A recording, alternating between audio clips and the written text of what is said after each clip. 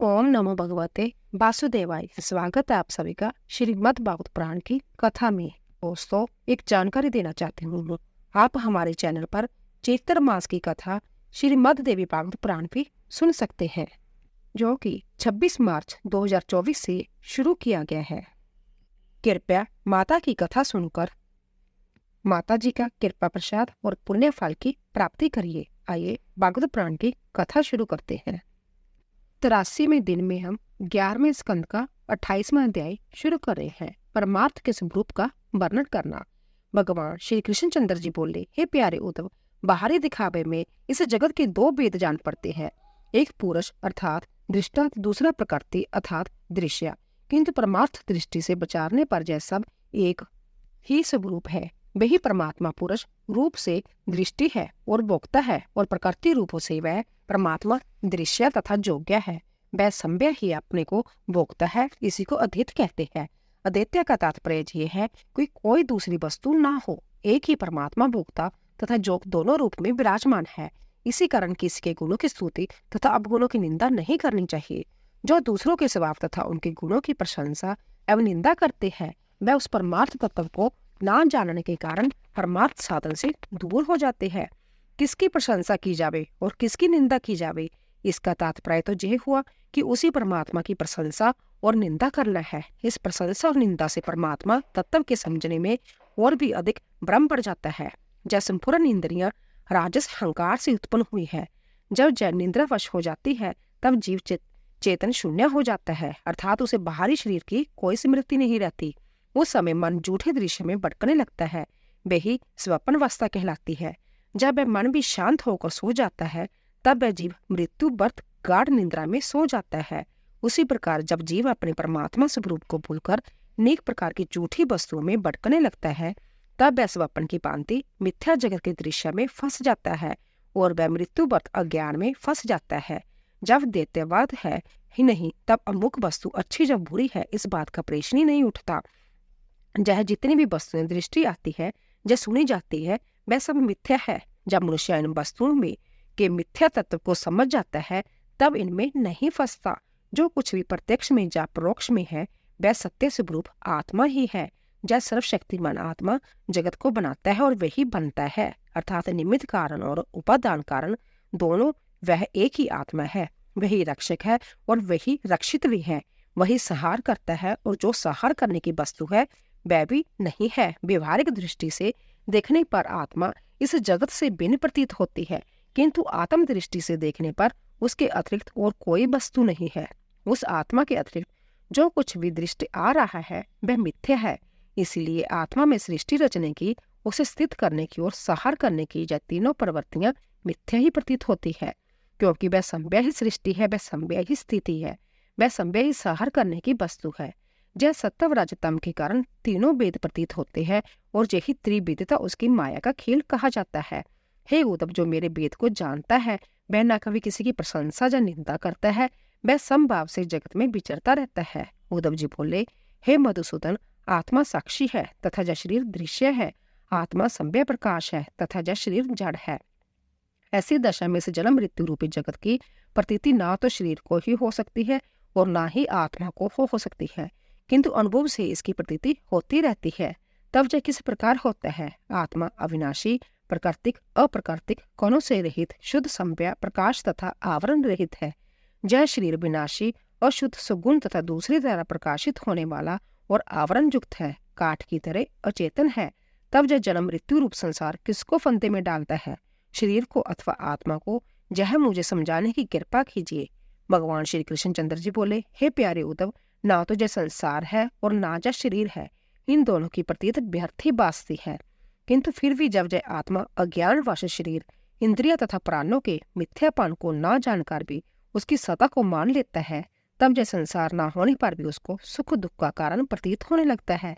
जैसे स्वप्न में अनेकों विपत्तियां दिखाई देती हैं, किंतु वे वास्तव में होती नहीं। जब स्वप्न टूट जाता है, तब उनका अस्तित्व ही मिट जाता है।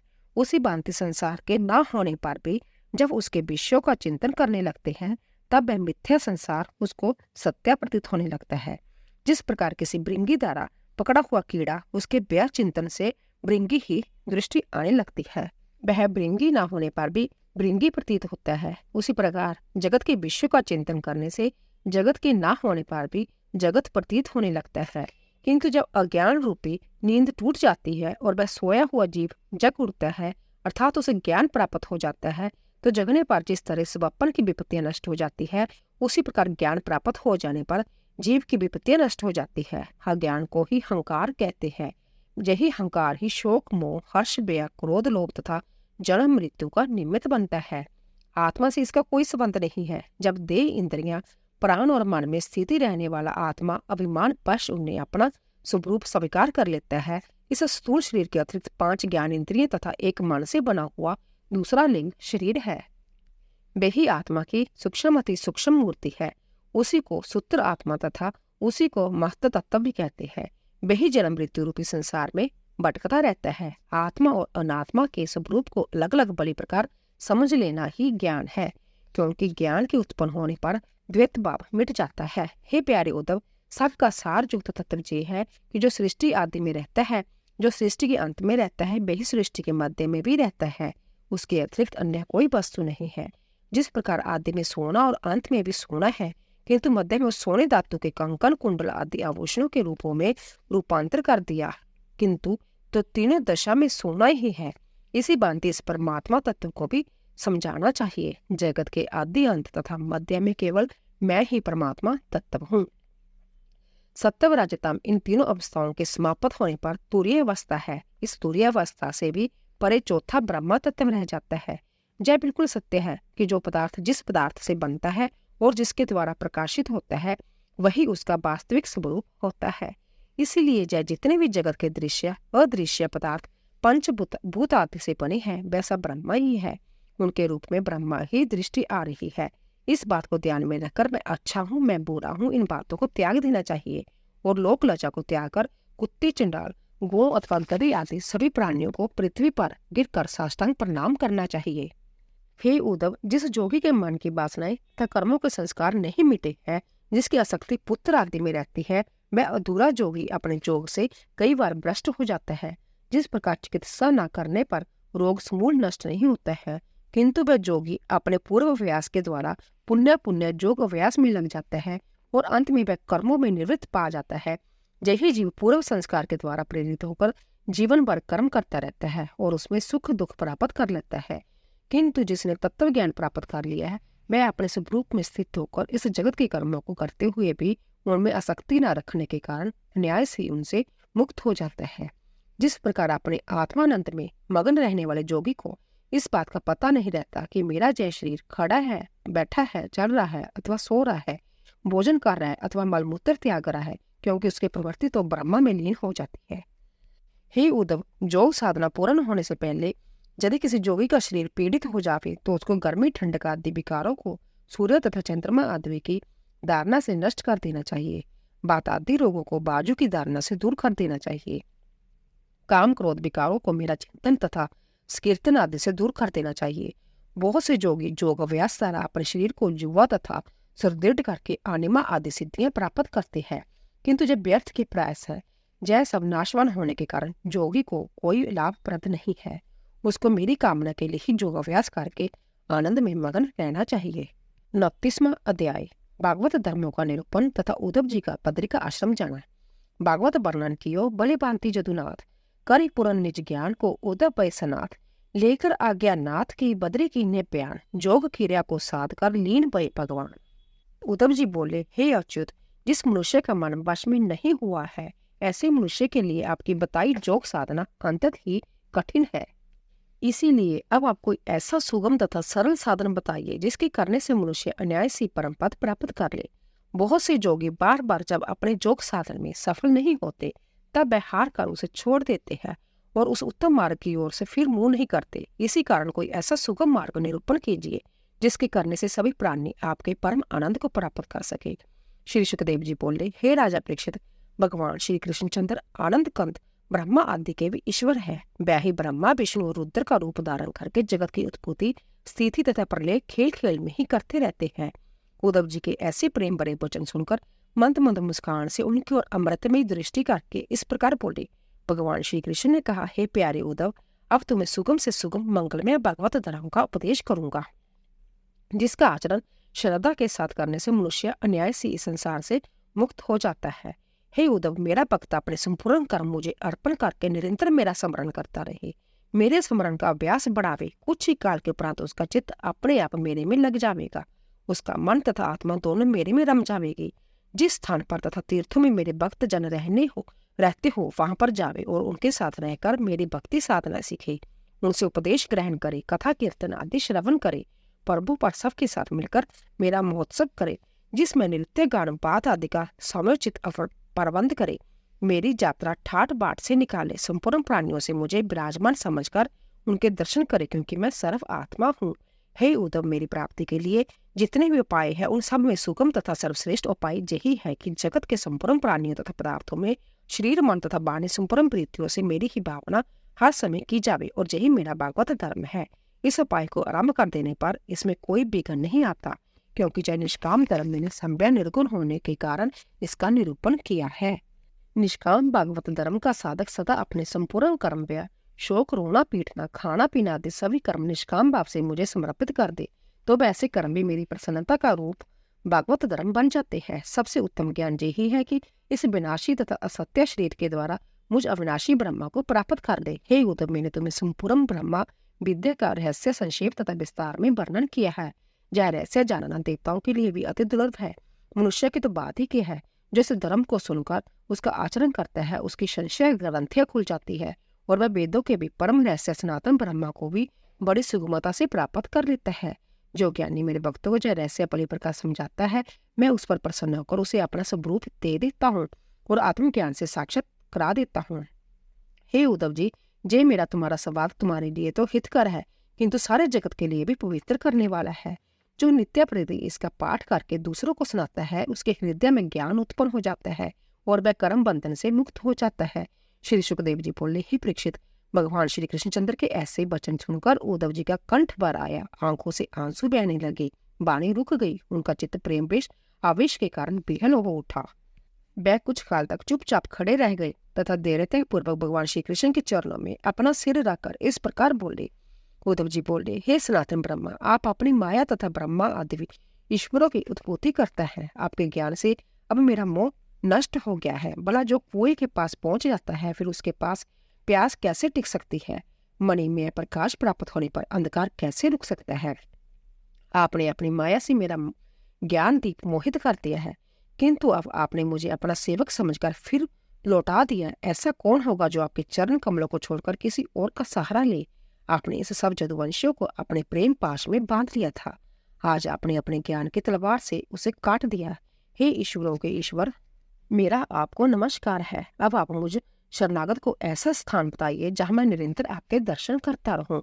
भगवान श्री कृष्ण जी बोले, हे प्रिय उद्धव जी, अब तुम मेरी आज्ञा मानकर बद्री का आश्रम चले जाओ। वह मेरा ही उत्तम आश्रम है।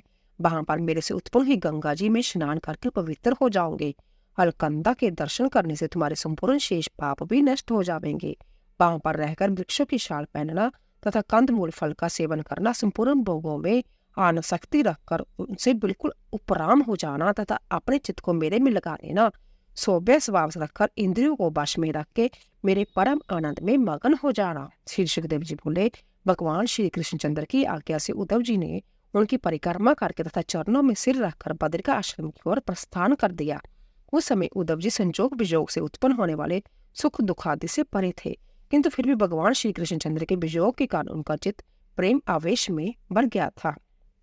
उनके नेत्रों से अश्रु बहने लगे, जिनसे भगवान श्री कृष्णचंद्र के चरण कमल भी भीग गए। हे परीक्षित, तुम जान सकते हो कि साधारण प्राणी का विजोग भी अति दुखदायी होता है, किंतु वह तो असाधारण भगवान श्री कृष्णचंद्र से विजोग था। ऐसी स्थिति में उद्धव जी को उस विजोग का कितना दुख हुआ होगा, इसकी कल्पना करना भी बुद्धि से परे है। परम भागवत उद्धव जी विजोग के कारण कातर हो उठे। मैं भगवान श्री कृष्णचंद्र को एक क्षण के लिए भी छोड़ना नहीं चाहते थे, किंतु उनकी आज्ञा से वह हृदय को थामकर बड़े कष्ट से मन मसोम कर उनके चरणों की पादुकाएं सिर पर रखकर वहां से चल दिए। उन्होंने बद्री का आश्रम में भगवान श्री कृष्णचंद्र के उपदेश अनुसार उनके स्वरूप का चिंतन करके उत्तम गति प्राप्त की। हे परीक्षित, जिन भगवान के मुख से निकले हुए वचनों के लिए ब्रह्मा शंकर आदि निरंतर ललायित रहते हैं। उन्हीं सचिदानंद गण स्वरूप भगवान श्री कृष्णचंद्र के मुख से ज्ञान मृत को पान करके परम प्रेमी भक्त उद्धव जी अमर हो गए। जो श्रद्धा के साथ इसका सेवन निरंतर करता है वह अवश्य मुक्त हो जाता है। जुरारो आगादी की निवृत्ति के लिए क्षीर सागर से निकला हुआ अमृत देवताओं को पिलाया था और इस संसार सागर से मुक्त होने के लिए भगवान श्री कृष्णचंद्र ने ज्ञान रूपी अमृत सबको पिलाया। उन्होंने निवृत्ति तथा प्रवृत्ति मार्ग दोनों का ही निरूपण किया है। उन्हीं भगवान श्री कृष्णचंद्र के चरणों में मैं नमस्कार करता हूँ। 30वां अध्याय। ब्रह्मा शाप के कारण भूले ज्यादा वीर लड़ लड़ के सब मर गए, बचो ना एक वीर। राजा परीक्षित बोले, हे ब्राह्मण, जब परम भागवत उद्धव जी बद्री वन चले गए तब भगवान श्री कृष्णचंद्र आनंद कंद ने फिर क्या किया? बैसुमपुरम विश्व के स्वामी तथा नियंता है। जो विद्वारका में हुआ होगा सब उन्हीं की प्रेरणा से हुआ होगा। उन्होंने अपनी लीलाओं का स्मरण करके अपने श्री बगरिया से कैसे सब गामन किया। उनके रूप मारुति को देखकर स्त्री के दृंग उनके श्री बगरिया से नहीं हटते थे। जिस श्री बगरिया को जोगीनंद सदा अपने हृदय कमल में देखते हैं वह दिव्य श्री बगरिया किस प्रकार अंतर्धान हुआ वह मुझे समझा कर कहिए। महाभारत युद्ध में भगवान श्री कृष्णचंद्र दादा अर्जुन के रथ पर इसीलिए विराजमान थे कि जो वीर अर्जुन के बाणों से मरे वह मेरे सारूप्य का दर्शन करके मुक्ति को प्राप्त कर सके। उन्हें भगवान ने जदुवंश का नाश किस प्रकार किया यह मुझे समझाकर कहिए। श्री सुखदेव जी बोले, हे राजन, जब भगवान श्री कृष्णचंद्र आनंद कंद ने जय देखा कि द्वारका में नित्य अमंगल सूचक अपशुगन हो रहे हैं, सभी तत्व विकृत हो उठे, आकाश पृथ्वी अंतरिक्ष में अवशोगन सूचक उत्पात हो रहे हैं, तब उन्होंने जदुवंश के विनाश का समय जानकर अपनी सुधर्मा सभा में जाकर समृद्ध तथा युवा जदुवंशियों से इस प्रकार कहा। भगवान श्री कृष्णचंद्र बोले, हे श्रेष्ठ जदुवंशियों, तुम लोग नित्य प्रति द्वारका में अमंगल सूचक अवशोगन देखते हो, यह हमारे महान अनिष्ट का कारण है। अब हम लोगों को तत्काल ही द्वारकापुरी त्याग कर सर्वश्रेष्ठ तीर्थ प्रवास क्षेत्र में चलना चाहिए। वृद्ध स्त्री तथा बच्चों को शंख द्वारा क्षेत्र में भेज देना चाहिए। हम सबको प्रवास में चलकर पाप नाशनी सरस्वती नदी में स्नान करना चाहिए। वहां उपवास व्रत आदि करके चंदन धूप दीप निवेद आदि से देवताओं की पूजा करनी चाहिए। उन ब्राह्मणों को उत्तम उत्तम भोजन कराकर उनसे आशीर्वाद प्राप्त करके ब्राह्मणों के शाप का मोचन उन ब्राह्मणों के आशीर्वाद से ही हो सकता है। हाथी घोड़ा धन अन्न वस्त्र रतन आदि उन ब्राह्मणों को दान देंगे जिसमें अमंगल नष्ट होंगे। हे जदुवंशियों, गौ ब्राह्मण तथा संतों की सेवा और देवताओं की पूजा से अमंगल नष्ट होते हैं।